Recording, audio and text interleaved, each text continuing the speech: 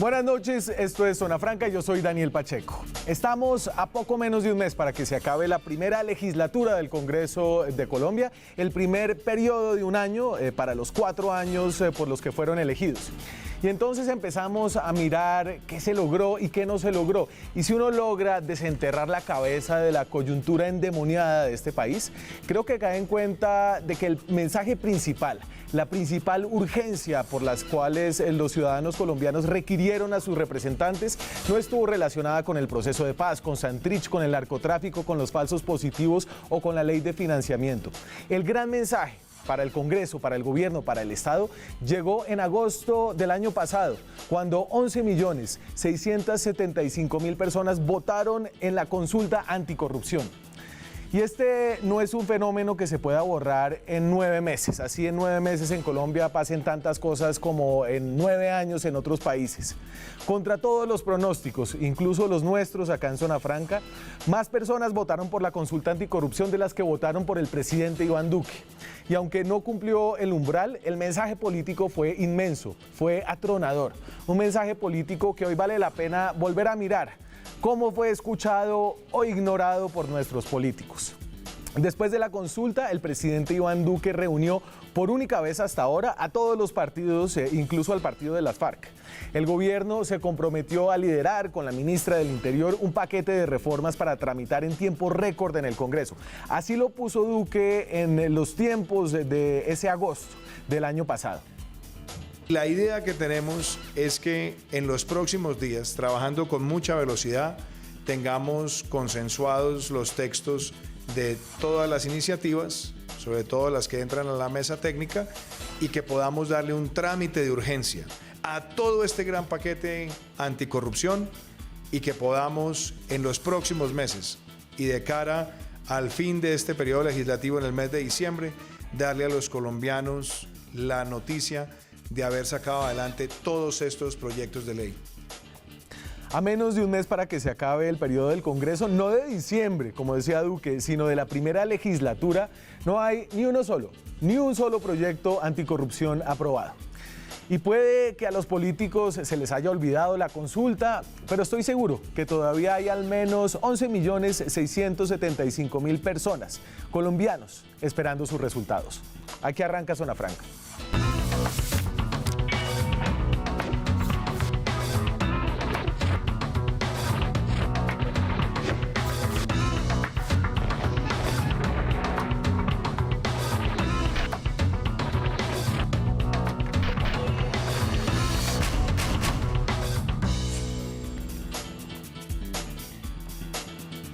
Entonces, ¿qué pasó con esa famosa consulta anticorrupción? Me acompañan esta noche expertos políticos que estuvieron aquí en el debate. ¿Se acuerda, Ciro?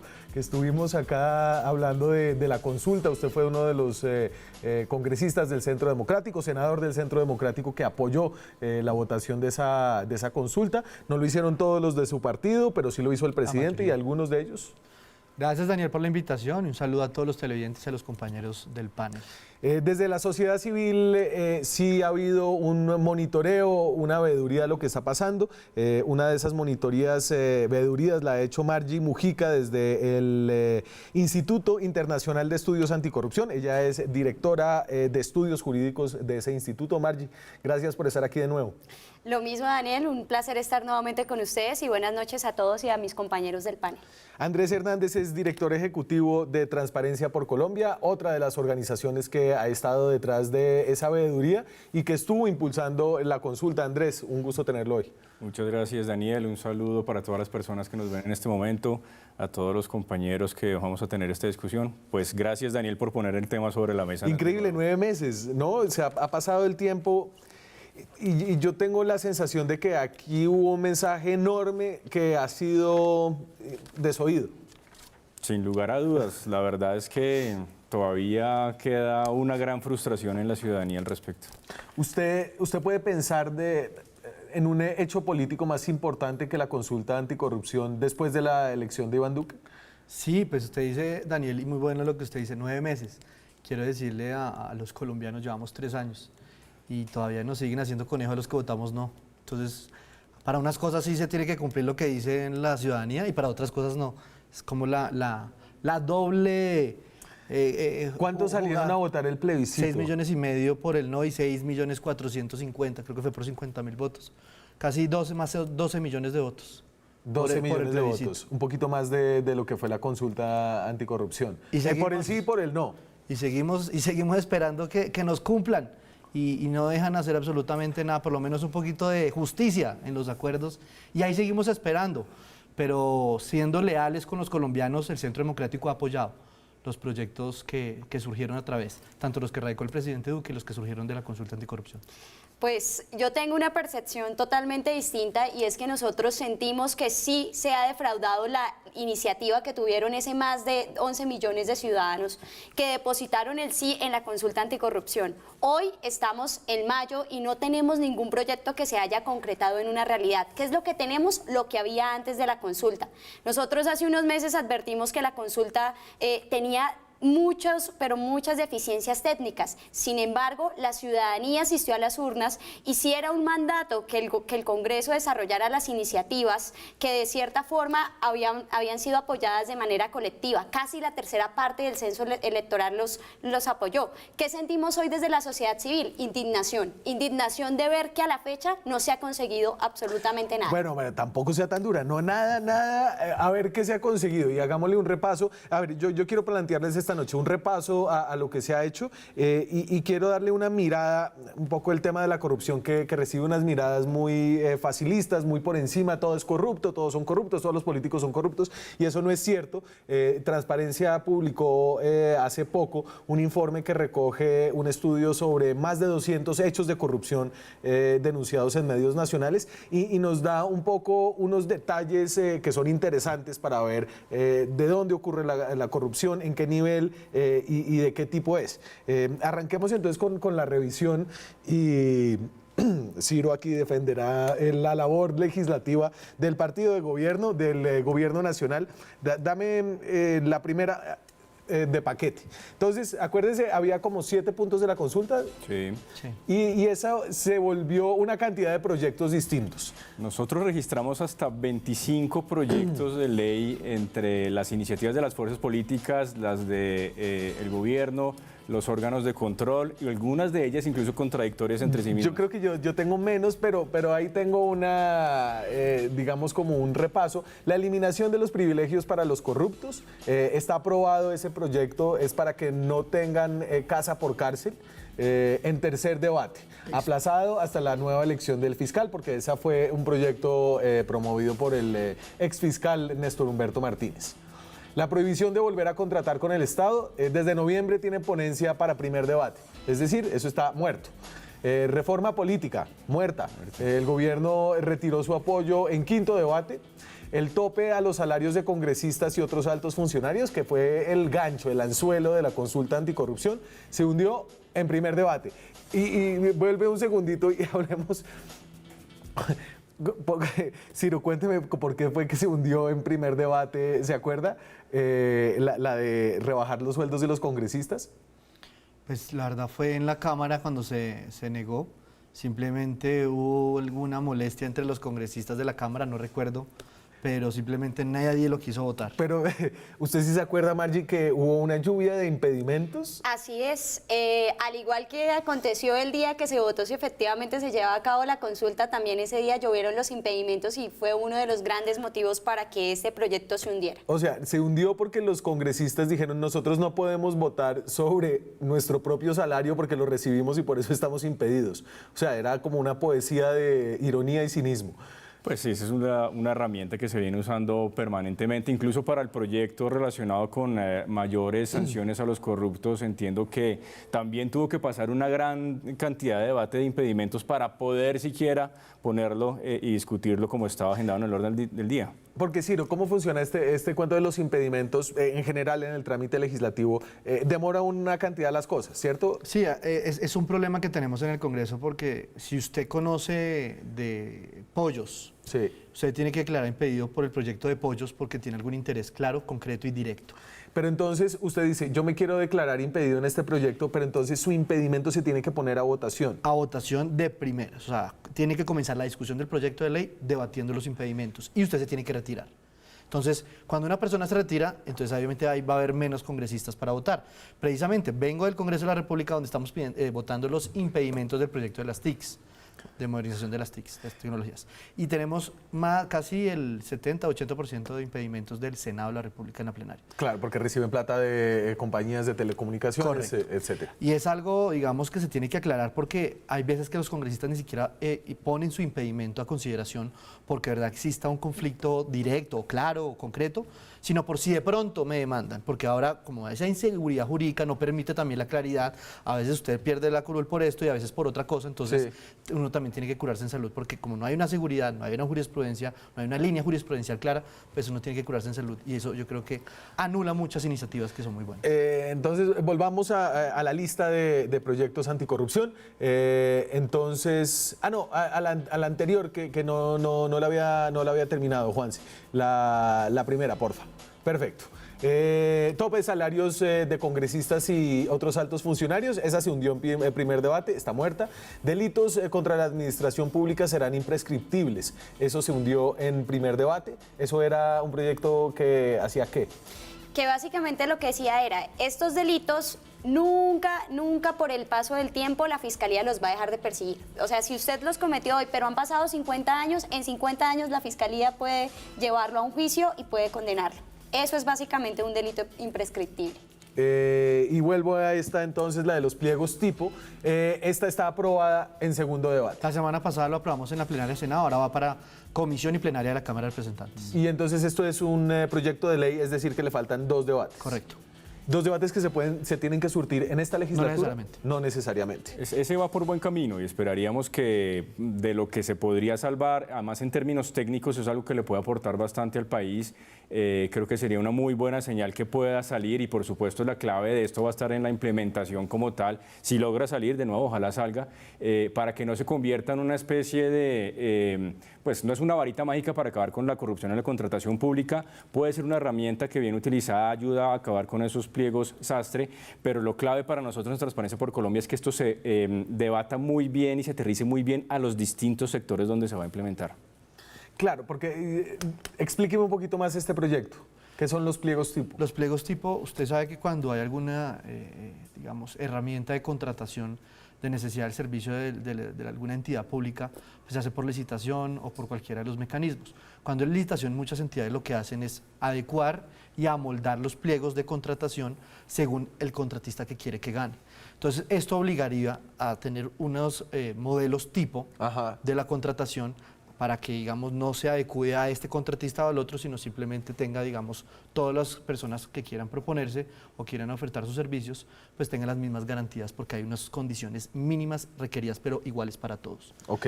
Fue aprobado de manera unánime. De manera unánime. Terminemos el repaso y vamos a los otros.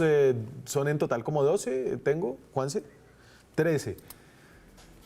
Límite de reelección en cuerpos colegiados. Este era un límite de 3 periodos para congresistas, concejales, asambleístas, etcétera, etcétera. Se incluyó en la reforma política que se hundió. Y de ese hay una cantidad de debates sobre si servía o no servía. Publicación de la declaración de renta y bienes de servidores públicos. Ese fue aprobado en tercer debate y ese lo veo cerquita. Sí, ojalá también pueda tener buen avance. No, y yo, porque también fue aprobado de manera unánime en el Senado de la República, en la plenaria. ¿Y ese se deshuesó? ¿Se le quitaron algunos dientes? Habían 2 cosas. El gobierno había radicado un proyecto de acto legislativo que cambiaba la Constitución, pero eso no tuvo mucho más futuro. Lo que sigue avanzando es este otro proyecto que precisamente permite, ojalá esperamos que los ciudadanos podamos tener acceso a la declaración de bienes, rentas y conflictos de interés. Esto último es supremamente importante porque no lo tenemos en este momento en la legislación y sobre todo que aplique para los altos funcionarios del Estado.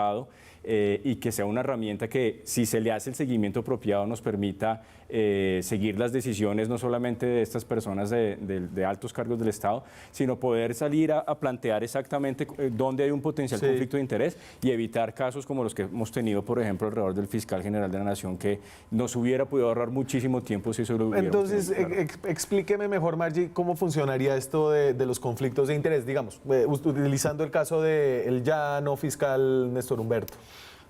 Bueno, básicamente consiste en que el funcionario del servidor público tiene que publicar, entre otras cosas, con quién ha trabajado con anterioridad, si pertenece a alguna sociedad.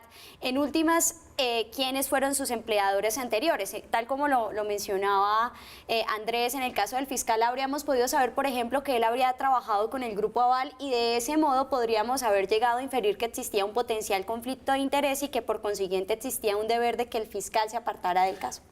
Y entonces, ¿cuánto tiempo duró el fiscal dirigiendo la investigación de Odebrecht, a pesar de haber trabajado para Odebrecht, que era socio del Grupo Aval, sin que él hubiera dicho nada? Hasta que se filtra.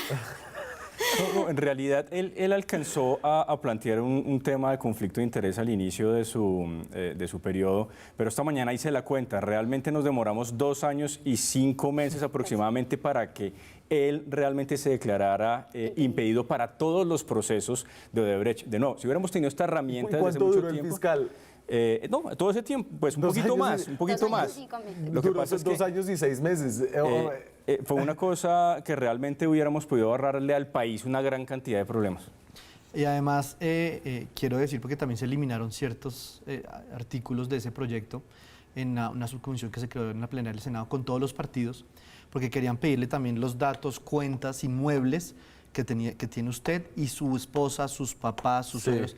Y pues yo creo que ya nos convertimos más papistas que el Papa y sobre todo con información que pues también debe protegerse la seguridad de la familia de uno, porque pues cuánto valor tiene su cuenta, la cuenta de su esposa, o qué inmuebles tiene su esposa y sus suegros y sus papás. Pero digamos, pues yo creo que tiene hasta cierto nivel. Se quedó en que se tiene que dar el número de cuenta sin el valor. La familia, nombres de la familia no se debe publicar. Y, digamos, algunos aspectos muy pequeños, pero en general, tema de declaración de renta, bienes también quedó, y conflictos de interés, que es lo importante. ¿Y usted con lo de usted, por ejemplo, usted tiene claro sus conflictos de interés? Sí. Pues, a ver, les cuento. Ya existe esto. Sí. Uno cuando se posesiona, hay un libro en la Secretaría General del Senado, bueno, Para en la Cámara, Congreso, sí. donde usted tiene que decir que se hace parte de sociedades, fundaciones, etcétera, y digamos, hace qué posibles conflictos de interés podría tener. Es un libro que se tiene en la Secretaría General. ¿Y es fácil acceder a ese libro o yo me lo puedo buscar por internet, digamos? No es de acceso público, es de la Secretaría. A eso voy. Que obviamente lo que se quiere cambiar es que sea público, y lo que ha venido también pasando es que a raíz de digamos, la exigencia de la ciudadanía, muchos congresistas, inclusive yo, pues hemos publicado nuestra declaración de renta sin que nadie nos obligue, y varios de mi bancada también lo han hecho. Nosotros... Todos los ministros lo hicieron. También. Los ministros y también la Corte Constitucional, cuando hubo la crisis de la justicia, tomó la iniciativa de publicar sus declaraciones como un medio de reivindicación. Pero, por ejemplo, en el caso del Congreso, el año pasado con el Instituto tuvimos la oportunidad de elaborar el ranking de acceso a la gestión legislativa, en el que medimos qué tanto permitían acceder los congresistas precisamente a esta información. Y el libro, en primer lugar, no es un documento sistemático, es básicamente un cuaderno donde está anotado a mano los conflictos. ¿A mano? Sí, a mano, donde está anotado los congresistas qué conflictos tienen. Pero ¿cómo es? Es decir, yo... Es un cuaderno. Es un libro de portada grande, como una Biblia grandísima. Literalmente. Y usted escribe su nombre y senador tal, y se hace parte de acción. Yo, Ciro Ramírez... Tengo un Así es. Declaró No es un tal cosa, sin ningún tampoco formato, obligación, nada exhaustivo, es lo que quiera declarar. Me cuente un poquito de cómo fue esa solicitud de conflicto. Es decir, ustedes hicieron una mirada a cada curul, digamos, a cada congresista. A cada congresista, de qué tanto nos permitían acceder, y nos encontramos de todo. Por ejemplo, en aquel entonces hubo congresistas que no nos contestaron. Algunos nos contestaron que ellos no eran autoridades públicas y que no se encontraban obligados a responder derechos de petición. No voy a dar nombres. Bordelo, claro. Fue un senador del Centro Democrático. ¿Araújo? No, se me está yendo en ese momento su nombre. No quiero además meter si no era. Como un medio de reivindicación. El doctor Fernando es bacán. Como un medio de reivindicación, posteriormente volvió a enviarnos la información, creo que ya después de haber hablado con algunos de sus compañeros. Pero sí es cierto que nos sorprendía encontrar ese tipo de respuestas. Entonces, tener de igual forma un formato de conflictos de intereses en donde la información no se encuentra sistematizada y sobre todo al que el ciudadano no puede acceder, pues en últimas no tiene ningún efecto en la práctica, Sí. porque si yo no puedo saber que este congresista estaba impedido, ¿cómo le voy a decir que no puede votar? ¿Cómo se lo voy a exigir? ¿Y cómo voy a acceder yo como ciudadano a esa gran Biblia que habita en el Congreso donde está escrito a mano los intereses que tienen los ¿Y congresistas? usted la vio? ¿A usted sí se la dejaron ver? Nos dieron copias. Ok, me voy a la pausa. Cuando regresemos seguimos con esta mirada a lo que ha pasado 9 meses después de la consulta anticorrupción. A un mes, menos de un mes, se acaba el 20 de junio de que se acabe la primera legislatura de este Congreso. Ya volvemos. Seguimos en Zona Franca, son las 9:24 de la noche. Estamos en directo desde Bogotá. Escríbanos a través de Twitter. Tenemos el hashtag hoy, Francamente Corrupción. Francamente Corrupción, ¿qué ha pasado? 9 meses después de la consulta anticorrupción, a un mes de que se acabe la primera legislatura de este Congreso, y hablábamos del famoso libro, la Biblia, donde los congresistas escriben sus conflictos de interés. Aquí mi periodista Angélica Latorre consiguió este facsímil de una hoja de la Biblia, que es... Esto es del senador, el nombre está borrado, pero ¿es de quién? Del senador Antonio Guerra de la Espriella. Entonces, mire cómo lo pone él. Ganadería. Minería a través de vínculos familiares. Clubes sociales. Agencia de turismo, vínculos familiares. Pues no, es evidente que a través de ese tipo de instrumentos realmente ejercer un control social y estatal, por supuesto, a los conflictos de intereses es muy complicado. El tema de intereses particulares incidiendo indebidamente en la actividad legislativa, pero no solamente en la actividad legislativa, en altas esferas de decisiones del gobierno nacional, de las altas cortes, de los órganos de control. Realmente es un tema de fondo que ojalá, pues con el proyecto de ley que esperamos que pueda salir, el país pueda avanzar en este tema. Claro, y aquí le estamos dando muy duro a los congresistas, pero si hay algunos quisquillosos con sus conflictos de intereses, son los magistrados de las altas cortes. Yo no digo nada porque soy respetuoso de la justicia, pero Porque siempre usted miramos lo porque público, usted miren, tiene todo fuero. en lo privado, en todo lado. Yo sí pienso que esto es bueno. Yo creo que mientras mayor publicidad tenga, digamos, cualquier aspecto relacionado con un cargo o alto cargo, sea privado, público, en cualquiera de las ramas, es importante y es necesario. Yo creo que esto es necesario. Pero además a lo que hay que apuntarle es realmente poder controlar en nuestro país lo que se ha llamado la puerta giratoria, es decir, ese tránsito permanente entre el público, el privado. Entonces la persona que desempeña un cargo público, que se llama información privilegiada, luego es muy bien pagada en el sector Como privado. el ministro de Hacienda. Algo así, por ejemplo, o varios otros funcionarios que han estado en ese tránsito entre un lugar y el otro. Realmente también ese es un tema de fondo que necesitamos resolver en el país, que de nuevo, ojalá la posibilidad de esta ley nos permita avanzar en una discusión mucho más abierta y mucho más objetiva. Al final los conflictos de intereses, todo el mundo tiene conflictos de interés, el problema es que se divulguen a tiempo y que se Sí. sepan manejar. Terminemos la lista de lo que agoniza en algunos casos, en la mayoría de los casos, lo que va. Entonces, publicación de declaración de renta, bienes públicos, va. Aprobado en tercer debate, le falta uno. Responsabilidad penal de personas jurídicas. Esto es para que las empresas y los funcionarios de esas empresas respondan penalmente por la actuación de las empresas que están en actos de corrupción. Desde noviembre tiene ponencia en comisión primeras. Eso quiere decir que no ha empezado a tener debate, o sea que está muerto.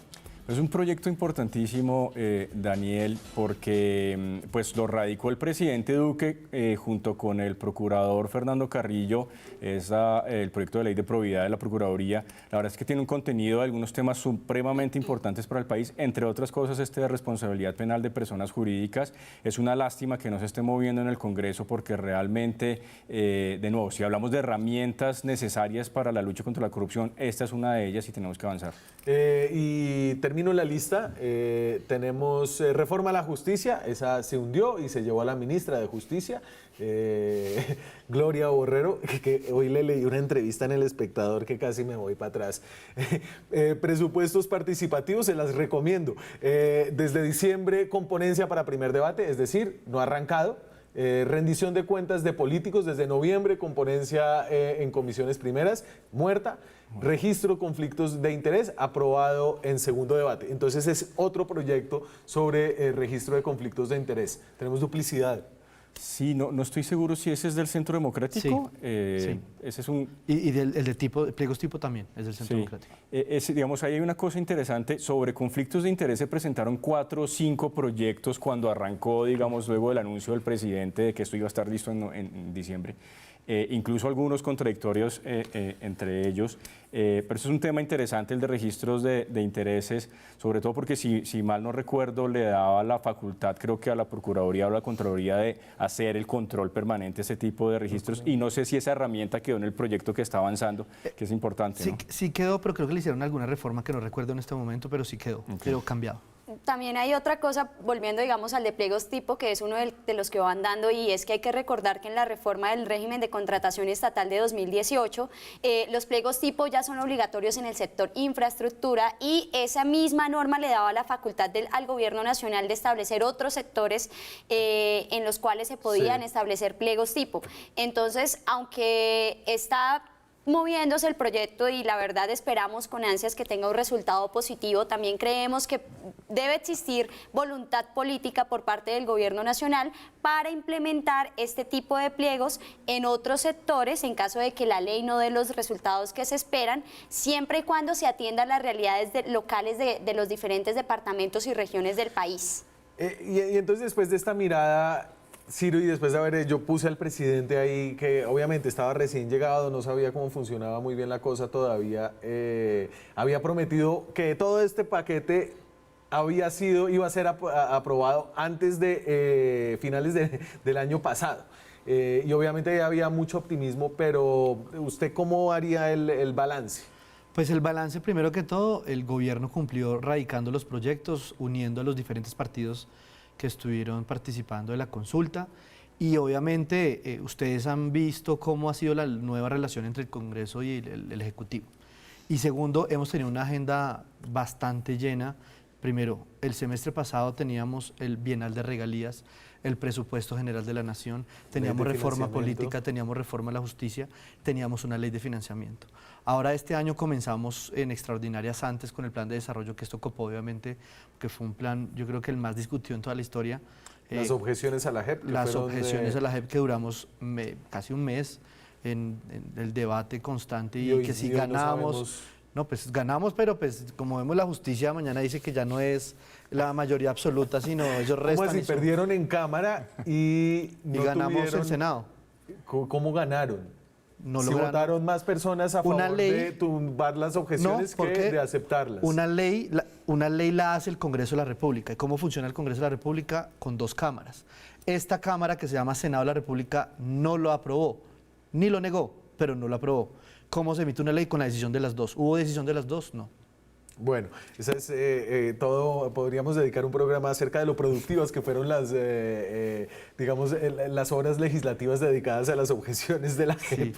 Sí. Y termino. Entonces, con toda esta agenda, pues no ha sido fácil. Ahí vemos algunos proyectos que han venido avanzando. La ministra del Interior igual ha estado, yo la he visto en la plenaria del Senado con muchos de esos proyectos, ha estado dando, digamos, sus palabras y apoyando el proyecto de ley. El Centro Democrático, que me dicen que es que el partido de gobierno, somos un partido político. Igual como partido de gobierno hemos venido acompañando esos diferentes proyectos, los hemos votado de manera positiva, y el tema de salarios de los congresistas, que es el único, lo vamos a radicar el 20 de julio, me parece que fue, digamos, engañado a los colombianos diciendo que es que bajando el salario de los congresistas vamos a acabar la corrupción, no sé de qué manera, pero creo que eso fue como una manera populista de vender la consulta de acuerdo con usted, pero... Segundo, creo que sí, debe, digamos, haber una brecha más cercana entre el salario promedio de los colombianos. Usted fue un poco sí. más dura con su... Ya que vimos el repaso, pero ahí se salvan por ahí 3 cosas, más o menos. Digamos que la conclusión a la que llegamos acá es que de los 7 puntos solo hay 2 andando, pliegos tipo y declaraciones juradas, que en parte también responden a una serie de compromisos que Colombia tiene a nivel internacional, pero en últimas lo que vimos fue un gobierno que capturó una iniciativa, que se apropió de ella y que prometió que al terminar la legislatura anterior pues íbamos a tener resultados. Y yo pienso que si evaluamos al gobierno en función de lo que prometió, al día de hoy no hemos obtenido resultados contundentes y Colombia sigue sin llevar a cabo reformas estructurales que permitan atacar las principales causas de la corrupción, tanto en el sector público como en el sector privado. Bueno, entonces salgámonos de la agenda legislativa un poco y yo quiero echarle una mirada a lo que ustedes sacaron, que fue un informe interesante, y es que se habla mucho de corrupción y hay una cantidad de ira y de indignación dirigida al Congreso de la República, y yo creo que injustamente, porque ahí no está la gran corrupción en Colombia. Andrés. Bueno, pues gracias por la oportunidad de hablar de este informe, porque evidentemente la corrupción que estamos viendo hoy en día en Colombia es mucho más compleja de lo que nos imaginamos. En Transparencia por Colombia lo que hicimos fue acudir a una fuente que es muy importante para nosotros, que son los registros de prensa de medios de comunicación, sobre todo escrita, tanto a nivel nacional como a nivel local. Lo que encontramos entre enero del 2016 y julio del 2018 fueron 327 hechos registrados por la prensa que nosotros pudimos contrarrestar luego con boletines de órganos de control, es decir, información oficial. Y aquí lo que estamos encontrando son a grandes rasgos 3 cosas muy importantes. La primera es que tiene que ver con algo que sabemos desde mucho tiempo, pero que terminamos sin atacar de fondo, que es la corrupción en la contratación pública, la corrupción administrativa. El 73% de los casos responden a esto. Lo segundo, la gravísima afectación que está teniendo la corrupción sobre sectores muy prioritarios para nuestro país: salud, educación e infraestructura. Entre estos casos que identificamos se llevan más o menos 17.9 billones de pesos de recursos en juego. Y lo tercero que nos preocupa muchísimo es que estamos hablando ya hoy en día de un crimen que realmente está vulnerando los derechos humanos, derechos económicos, sociales, culturales, en un 60% más o menos de los casos registrados, y otro tipo de derechos civiles, políticos en el resto. Y entonces, para ir más allá de la indignación por la corrupción, para preguntarnos dónde está, cómo se da, seguimos hablando de esto después de comerciales.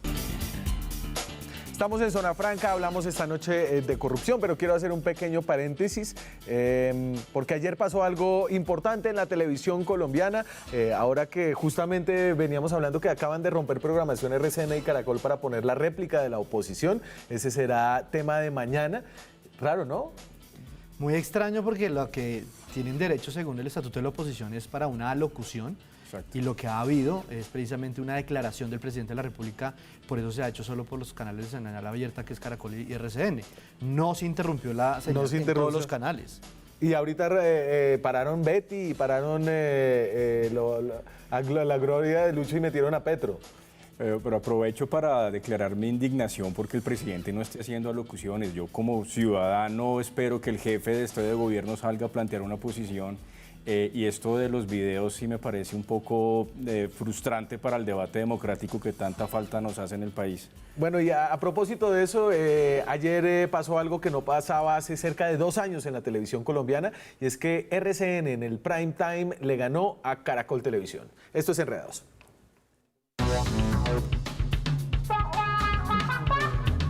Nos enredamos con muy buenas noticias para el canal RCN, que después de 2 años consigue el primer lugar de sintonía en la franja prime con su producción El Man es Germán, que anoche logró poco más de 12 puntos de rating frente a los poco más de 11 puntos que logró su competidor directo, el Desafío Superregiones de Caracol Televisión. La cuenta @ratingcolombia, que todos los días envía los resultados del rating de las distintas franjas de la televisión nacional, confirmó entonces este dato y también entregó un datico curioso, un datico extra, y es que el canal RCN no obtenía esta cifra desde junio de 2017 con su producción La Ley del Corazón.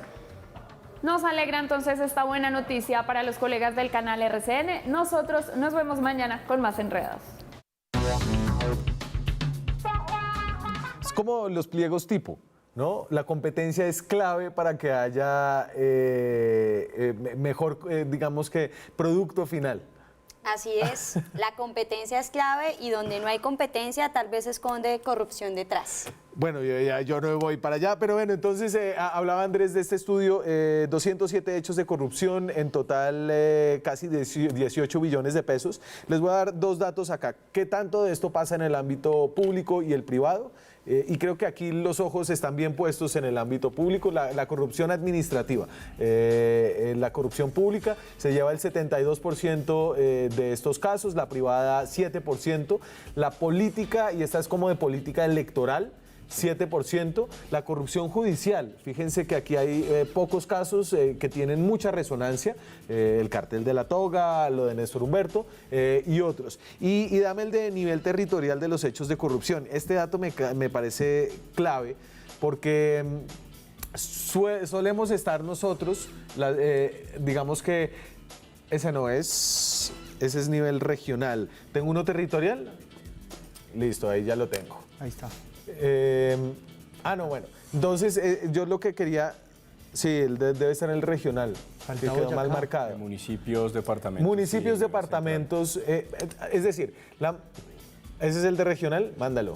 Perfecto. Este es de las regiones. No tengo el que quería, pero bueno, este es las regiones por las que donde se concentran los hechos de corrupción. Fíjense que la corrupción en la región Caribe, al menos en estos hechos reseñados, tiene una alta participación, a pesar de que ahí el porcentaje de la población colombiana se concentra más en el centro oriente, que tiene el 32%, Pacífica 13%, Occidente 11%, Orinoquía 7%.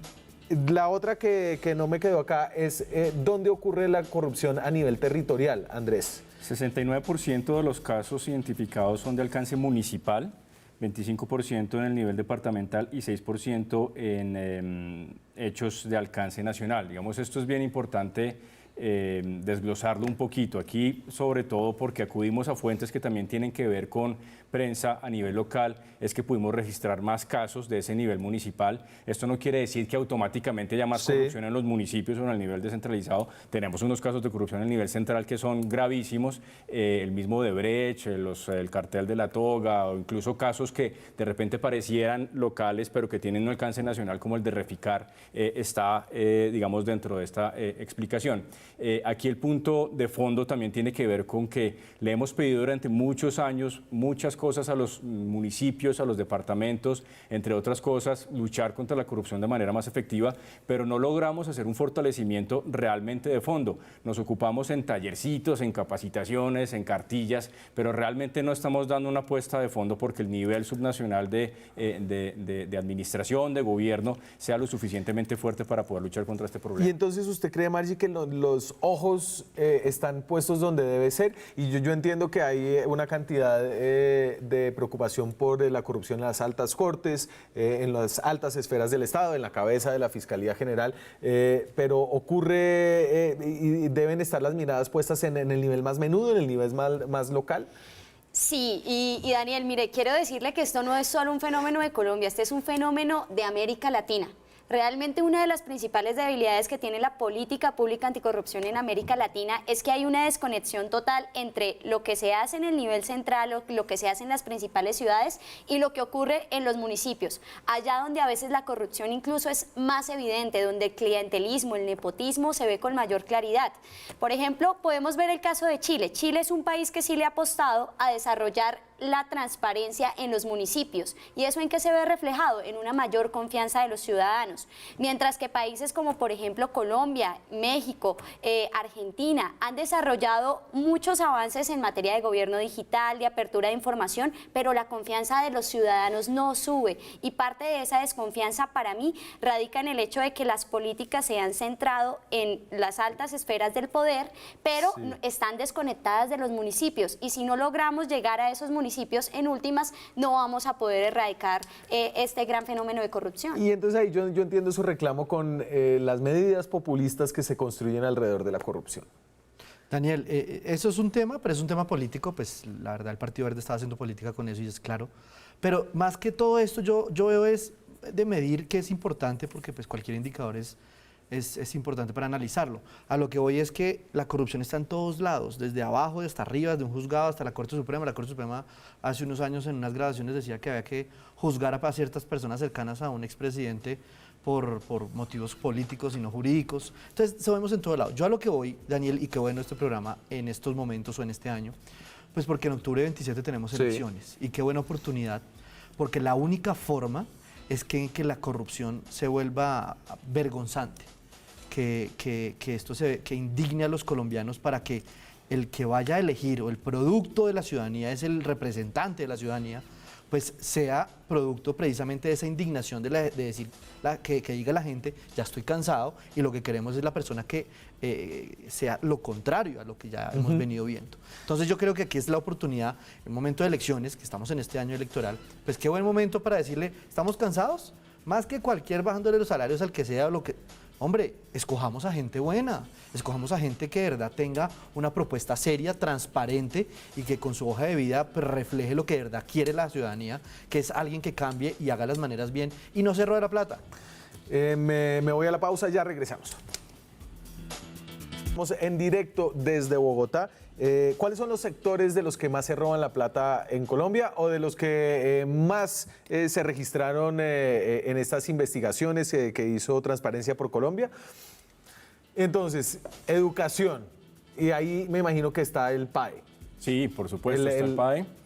Hay unos casos, por ejemplo, de malversación de recursos para construcción de escuelas, incluso hay unos casos de alcaldes cobrando vacunas a los estudiantes que van a tomar clases. O sea, aquí estamos hablando no solamente, pues el PAE es una cosa dramática, pero estamos viendo unas cosas de fondo muy complicadas. Tengo uno, el gobernador de Boyacá es el Partido Verde, se contrató alrededor de 16.000 millones de pesos con una fundación recién creada de un capital de 1 millón de pesos, cuyo representante legal está en la cárcel en Córdoba, Partido Verde.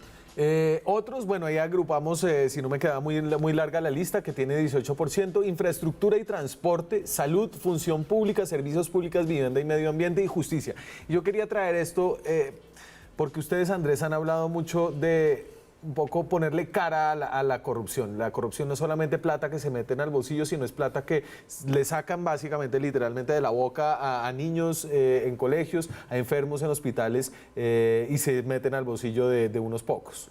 Sí, definitivamente algo que hemos querido defender y que por supuesto afortunadamente hemos encontrado muchos aliados en el país es realmente plantear que la corrupción es un crimen que sí genera víctimas, o sea, pongamos a las víctimas de esta lucha en el centro de esta labor. ¿Qué significa entonces? Que un poquito dejemos el drama de estar pensando cuánta plata se pierde, sino realmente hablemos de personas de carne y hueso que, de nuevo, como usted lo decía, no tienen en el día a día un servicio de salud, de educación, no tienen una alimentación que posiblemente es lo que le marca su diferencia para el desarrollo en una etapa infantil. Y esto, por lo tanto, lo que nos lleva es, ojalá, a que planteemos de fondo en el país y de manera muy seria la necesidad de, además de que se recupere la plata que se está robando, que también haya reparación a esas víctimas que están sufriendo los casos de corrupción. El tema de la corrupción apareció en Colombia después de la firma de los acuerdos, después de que las FARC se desmovilizaron. ¿Usted cree que el camino que ha tenido esta discusión ha sido productivo, Margie? La verdad, yo pienso que hasta la fecha no tanto, y de hecho Pero venga, y no me refiero solamente al hecho de que se hayan aprobado medidas o no, pero que esta sea una conversación y un debate público constructivo en Colombia, que no esté solamente generando un deterioro de la confianza de los colombianos en las instituciones. Es decir, cuando hay casos de corrupción que se encuentran, que eso no termina siendo como una buena noticia, encontramos a esta gente robando, sino que es que siempre están robando los mismos.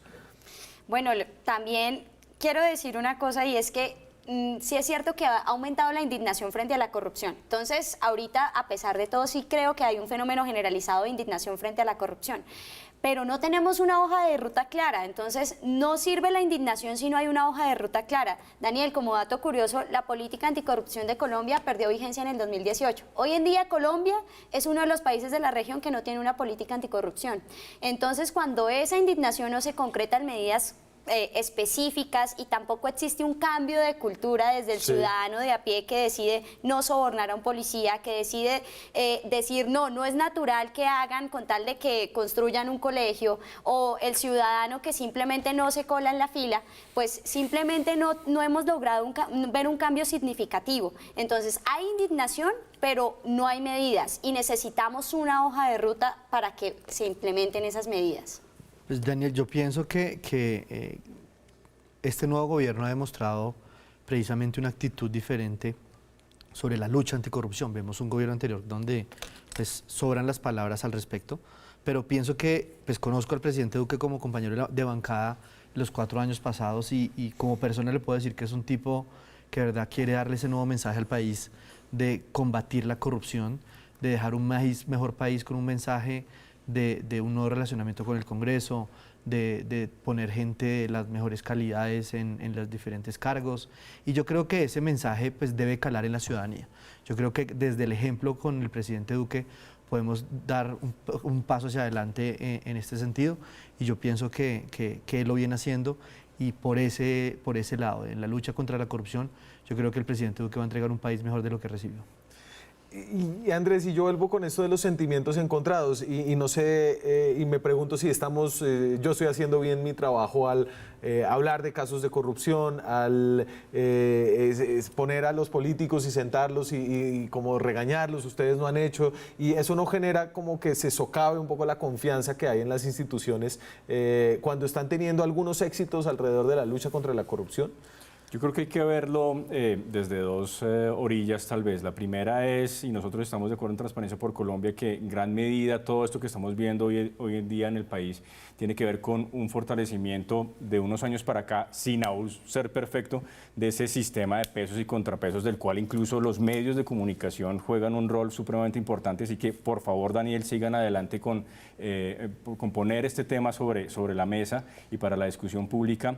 Y al mismo tiempo tenemos que ser conscientes que la lucha contra la corrupción lo último que puede plantear es ir en contravía de las instituciones democráticas. La naturaleza de la democracia precisamente es que haya un poder separado y que pueda ser controlado. Y ahí de nuevo, como ciudadanos tenemos que exigir el fortalecimiento de las instituciones, el respeto de la ley, que las reglas del juego no se cambien sobre el camino y que sigamos pidiendo cuentas a nuestros representantes elegidos. Hay que seguir, quiero celebrar además el valor de la prensa que en estos días ha sido tan cuestionado. Desde Transparencia por Colombia apoyamos y por supuesto aplaudimos los esfuerzos por realmente poder lograr que todo lo que se tenga que conocer se conozca. Eso es lo único que nos va a llevar a soluciones realmente de fondo. Y al fin, y como para terminar en pregunta, es ¿cuánta plata se roban en Colombia? Nadie sabe. Usted dice aquí entonces, en 207 hechos de corrupción que miraron, entre 2016 y 2018, 17.9 billones de pesos. Esa es una cifra muy distinta a la que lanzó el contralor Edgardo Maya, el anterior contralor, de 50 billones de pesos al año, cifra que repitió Claudia López, la promotora de la consulta anticorrupción. Al fin, ¿cuántos son? Es imposible saberlo. Si supiéramos a ciencia cierta, creo que hubiéramos tomado... Pero más o menos.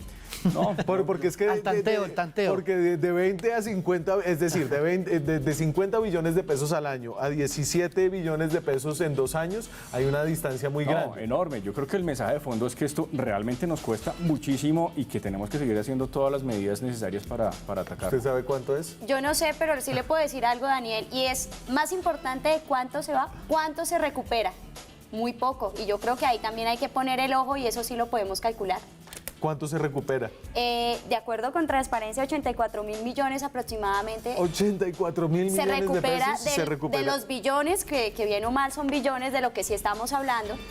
O sea que es una cantidad muy mínima en comparación con el dinero que se pierde. Me voy. Voten bien. Escojan bien. Si quieren combatir la corrupción es fácil. Ustedes tienen el sartén por el mango y es escoger bien. La gente, digamos, que muestre una mejor propuesta, una gente seria, transparente, y ustedes son los que deciden. Voten bien. Me voy, muchas gracias a ustedes muchas gracias. Nos vemos mañana con más periodismo, con más debate, con más opinión. Chao.